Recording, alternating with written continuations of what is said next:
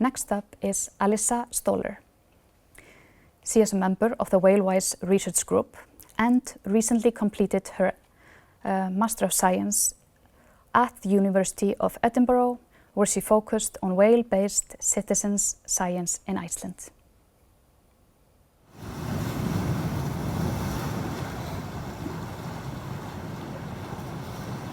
Hi everybody, I'm Alyssa and I'm really excited today to be talking about Iceland citizen science. This is the first time I've actually talked about in Iceland and been in Iceland for the project, so I'm really excited. And I just want to say thanks again to the co-authors, Tom, Ivar, Leanne, and Aidan, and for the institutions involved with the project, which is Husavik Whale Museum, University of Edinburgh, iAtlantic, and Whale-Wise.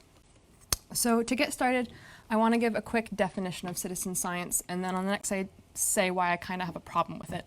So citizen science is the collection and analysis of data relating to the natural world by members of the general public. So basically what this means is someone is deemed a citizen scientist when they don't have a formal background in science, like don't have a formal degree, and contribute to different science projects, whether that's data collection or analysis. And I find this to be kind of a blurry definition and in some cases unnecessary, depending on the circumstances. I think when we tend to put labels on things versus being a scientist versus a citizen scientist, we can put people in unnecessary boxes.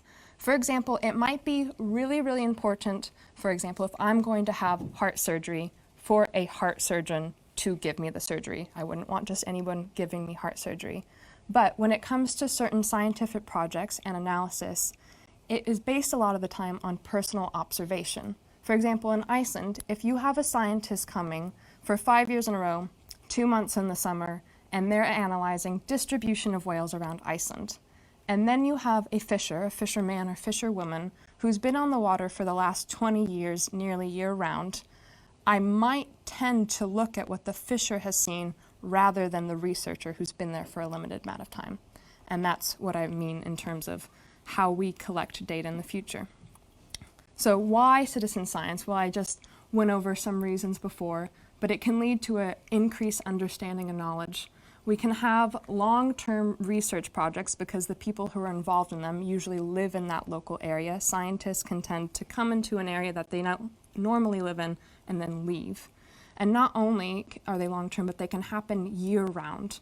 A lot of the time, scientific projects happen during peak season, like a lot of the whale research here in Iceland happens just in the summer. Some does happen in the winter and autumn too, but a lot of it is in the summer. And when you become a part of a project, you get attached to it. You have personal ownership. You care about the results when your voice is being heard. And that data collection can lead to increased conservation. So how do we assess the likelihood of a citizen science project in Iceland? This slide is a little bit misleading because it sounds like I don't think citizen science has ever happened in Iceland before. I very much think it does and know that it has. But I'm talking specifically about our project, which can we use citizen science to assess and monitor the distribution of cetaceans around Iceland? So how do we do this? Well, at first this was going to be conducted through in-person interviews in Iceland. And then a thing called COVID happened and those methods had to be rapidly transformed. So it turned into online questionnaires asking a series of questions and using social media. And social media was used to distribute the surveys, but also to create an Icelandic whale sightings page so people could post what whales they were seeing around Iceland. And luckily I know a lot of you are part of that page here, which is really exciting. So the goal of the study, these are kind of the main points that we were trying to figure out. Where people are living and if they're seeing whales in those areas. Can people identify whales by species? We wanted to know if people submit a sighting without a picture or video, can we necessarily trust that sighting? Have people observed changes? Are there any unusual sightings? How do people want to submit sightings? We were going to create this Facebook page, but maybe that's not really how people want to submit sightings. And then really important, what are the perceptions of whales in Iceland? Do people really care about whales, feel neutral, or don't really like whales? Because if you don't like them, you're probably not going to bother to submit a whale sighting if you see one. So in terms of assessing interest, we had a couple of different groups we were aiming for. Whale watching guides was one of them for obvious reasons. We knew they were seeing whales, but they're seeing whales mostly in the areas that we already know whales are in. The main target audience was fishers, because they are the people who are going offshore and going into regions that are, if they're surveyed, they can't be surveyed very often for reasons that Tom was even explaining in his last presentation. It's really expensive, especially to do offshore research. So in terms of assessing interest, one of the first things is how many people take the questionnaire. Well, 111 people took it, which was way past what I thought would happen, and 81 fishers took the survey, which I thought was just crazy. And this is pretty much thanks to one single person, and that's Ivar. And Ivar, if you're watching this, I am very sorry that I forgot the accent on the I in your name. I meant to go back and put it, and then I forgot. But he put the surveys up, the specific fisher surveys, which were in Icelandic and English, you got to choose, on Icelandic fishing group pages. And the response was immediate and large. In terms of total observation coverage for all of the surveys taken, and this is where people lived, work, or regularly traveled to, it was all around Iceland. And this map is a bit misleading because the white areas are places that people actually are. It's 5 to 15 people, and Tom's going to kill me when he sees this map because he always tells me not to do this.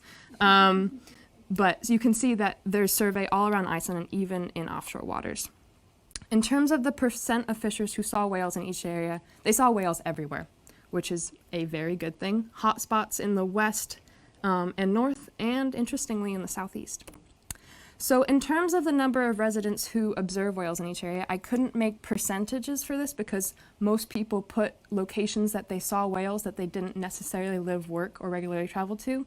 But the hotspots were kind of located in the whale watching areas, which you can see by the stars, which was not super surprising. In terms of submitting sightings in the future, there was just a question that said, do you want to or not? Resident and workers, which was everyone else who didn't say they were a fisher in the past or present, were a lot more interested in this. But because of how many fishers took the survey, it was still more of them than the residents and workers, which is saying something. And I just think the fact that that many people took the survey in general means they're willing to participate. In terms of how often people were seeing whales, humpbacks and minkies were seen the most often, which isn't super surprising. But for every whale that was included on the survey, including the North Atlantic right whale, it was occasionally seen. Unfortunately, a lot of the people who said they saw North Atlantic right whales yearly did not leave contact information, unfortunately. Okay, so the other part of the survey was matching which whale is which. So in the audience and online, just take a moment to look at each species. You would have had multiple choice on the survey, but try to quickly guess which whale is which and see if you can do it. I'm not going to stay too long. Okay, hopefully you got through some of them. Okay, here are the answers. And maybe some of you got a lot right, maybe some of you got them wrong. In terms of how people did who took the questionnaire, just blatant resident workers did better on this than fishers did. But there are reasons to believe that it was maybe because it wasn't the best way to test people's knowledge. You can't account for silent behavior when you're just seeing a photo. If you look at the fishers result by species, you see that it wasn't that they necessarily got it totally wrong. They confused similar species, like answering fin and sei whale opposite. And I asked some of them, and they said, well, the only way to tell the difference is by how big it is. And the reason that I think it was more how I tested people is because of fisher-specific comments that were left that were just super spot on and matched with scientific literature. For example, and it was mostly about what whales ate, which makes a lot of sense. So sperm whales eat Greenland halibut. Fin whales are associated with krill and capelin. I know this is a very text-heavy slide. But it was that made me trust their knowledge a lot more. Not everybody said this, not everybody left comments, but a lot of people did. And then for overall themes and changes, people said more humpbacks, that was a general theme, and fewer minkies. But this comment, interestingly, was almost exclusively left by resident and workers. and not the fishers who were traveling to farther offshore waters, which is interesting because it's theorized that minke whales are not necessarily decreasing in population size, but decreasing along the continental shelf and moving north. So in terms of overall perceptions of whales, it was extremely positive for both fishers and residents and workers across the board. And I want to read this quote that somebody left because I think it's really important. What bothers me the most, what some organizations have done to make the whale holy in the eyes of the public almost divinely. For me, they are food tucked into beautiful packaging that is fun to watch. Any whaler I know loves to see whales. Okay, our job was to kill them, but we enjoy watching them too. So for me as a person, I can say I'm not in favor of whaling. I am exactly the person that this person is referring to. I regard whales as a higher species than even humans.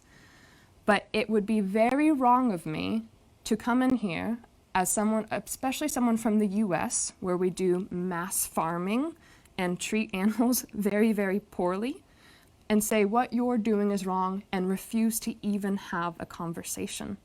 Because at the end of the day, it's when the conversations are stopped, when we might have opposing views in certain very specific things, that we don't even have the conversation in the first place, and then the knowledge is just cut off right there. So for me, this was really important, and a really important thing to realize that just because they are hunted by certain people doesn't mean that they don't care for them. And a lot of things, the hunted animals are the ones, they have the most close relationship with them. So moving to a completely different direction, how people wanted to submit sightings. Facebook and email was most popular for fishers, and designated app was for resident workers as well as Facebook. So in collaboration with other people, we're kind of trying to make all three of these things happen. And real quick, this is something I meant to say at the beginning. If we're not already in touch and all of this is sounding very familiar to what you're doing or other projects you know about in Iceland, please let me know, because we should definitely collaborate versus doing the same thing at the same time. So in summary, there is great potential for citizen science work in Iceland, which is not unexpected. So we continue to do the same, we use the same methods for a different question, and this is done through iAtlantic, the same project that Tom referred to as doing work with in his presentation. But this time was to specifically look at changes in the ecosystem, fish, and whales. Again, I apologize for the text-heavy slide, but I thought you might want to see a lot of these things. To some highlights, climatic shifts started happening around 2000. Humpbacks started increasing around 2005 to 2010. Minke started decreasing. There's also things like increase in pilot whales and things like that.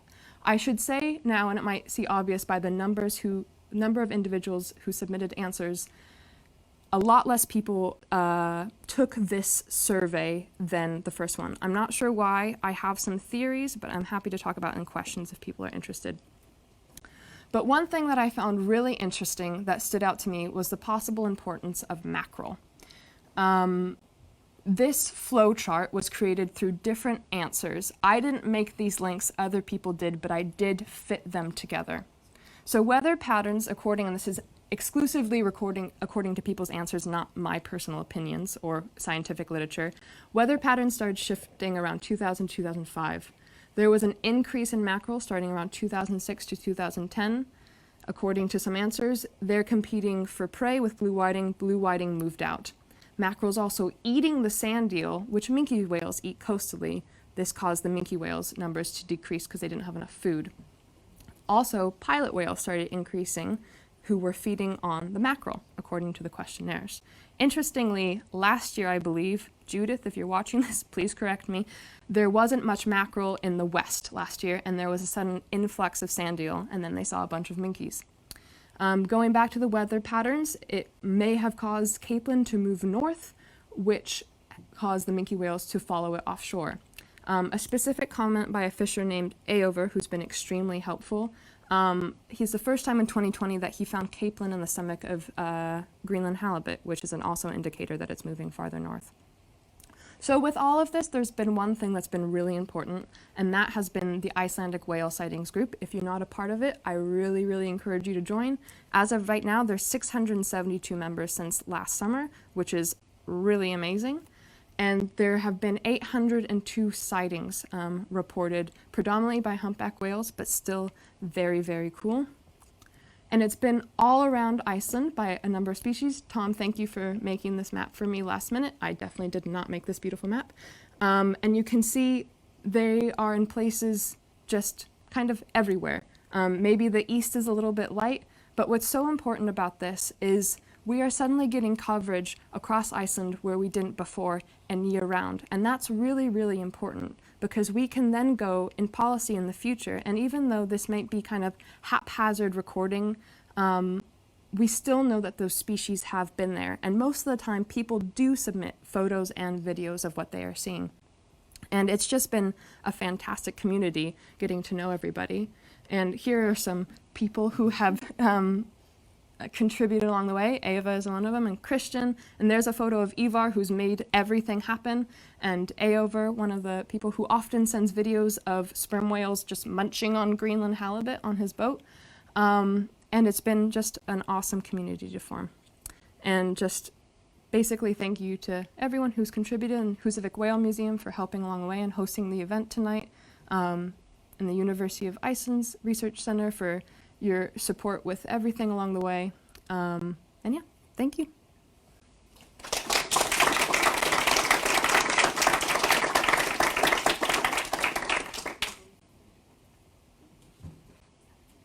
I have a question for you. Yeah. You, in this slide where there's future posting or future sharing, either information on questionnaires or posting information about sightings, there was a difference, huge difference between yes and no. Yes. And no was a majority for fishermen. Yes. Let me. I was wondering, what's your insights on the no answer? I have, so something, thank you, Ava. The question was, there's a huge discrepancy between yes and no for fishers being interested in submitting future whale sightings, and if I had any thoughts into why. I do have a couple, but I have no idea if they're right. It's simply me guessing. A lot of the fishers are super self-conscious about their knowledge, and I think that is one of the main reasons why they don't necessarily want to submit sightings in the future, because they're unsure if they're right or not. Another big thing is it takes time to submit sightings. I think some are just genuinely don't have the time or aren't super interested in doing that. Maybe they're willing to take questionnaires, which is very clear, but in terms of regularly submitting whale sightings, not super positive. It's also really hard to take photo and video while you're on the fishing vessel, and they might just be like, that's not realistic for me to do. Those are just my theories. Thanks for the question. Did you double check like the map that you created from the fisherman's answers about like general attachment to literature? Like did you double check some of the links, whether they have been found somewhere else? So is your question for where they see whales, if there's been... No, whether those mechanisms have been proven to be in effect in other areas or in this areas by literature? Oh, you mean the mackerel one? Yes. Oh, the mackerel. Sorry, I thought you said map. For the mackerel, at the moment, because it's happened... Sorry, let me go back to the slide. So the question was, for the mackerel link, if I have found any connection in the literature that this is maybe the reason for a lot of shifts. I haven't. There are experts in this room that are much better experts around this rare region than me, and if that is incorrect, just please let me know. But I haven't found that in the data yet, published research yet.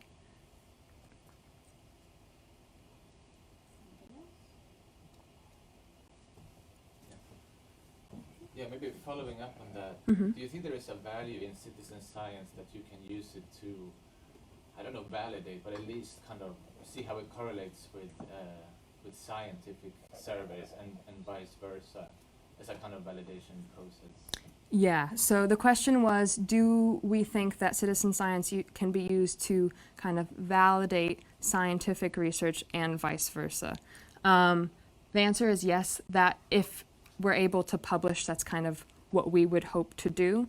The dream would kind of be, and it would be really difficult, and I know Tom would know how difficult it would be, how hard it would be more than me, because he's much more of the analysis person, but to see what he's kind of noticed for the climatic shifts around Iceland and see if it kind of matches with the changes that people are seeing.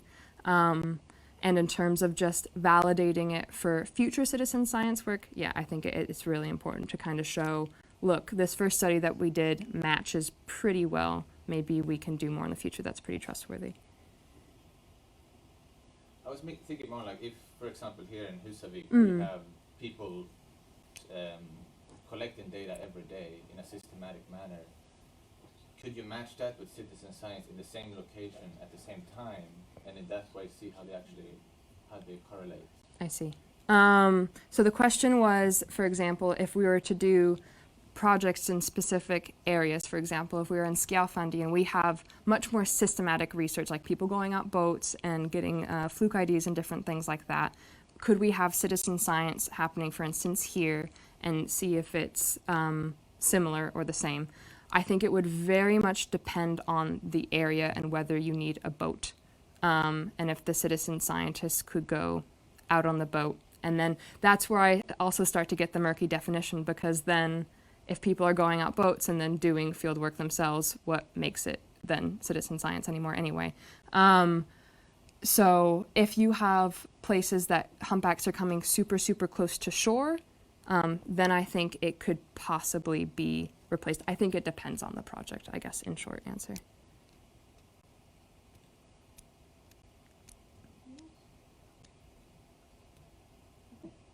Thank you so much.